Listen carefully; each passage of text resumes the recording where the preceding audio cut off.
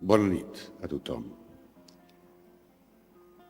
D'un llibre que va escriure Alexandre Cirici Pellicer l'any 58 sobre l'obra i la persona d'Apel·les Fenosa, hem trobat oportú llegir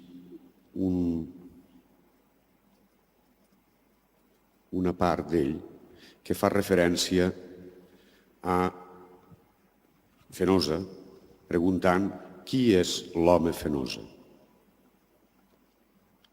Fenosa és algú que ha resolt dedicar-se a la part de l'esperit quan la majoria es dedica a la matèria. És algú que vol preservar la intimitat, algú que vol afirmar que no sols de pa viu l'home.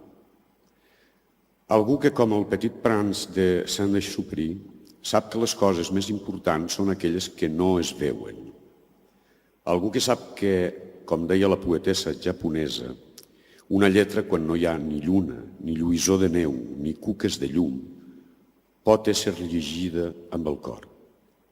Algú que afirma que no hem vist mai un esperit sense matèria, però sí matèria sense esperit, que demana tranquil·litat, que creu que l'estridència ve de la vanitat de no saber, que sap que quan més coses sabem, més humils som, perquè al pujar més en l'aire es veu l'horitzó cada vegada més lluny, que sap que, com més home és al cim, més home és modest i deixa d'expressar-se de manera feridora, que vol apartar del seu treball les idees preconcebudes i deixar que flueixi tot sol aquell que ell anomena l'estat de gràcia, que creu que per rebre aquest estat cal una puresa que només s'obté treballant i encara només quan es treballa creient-hi.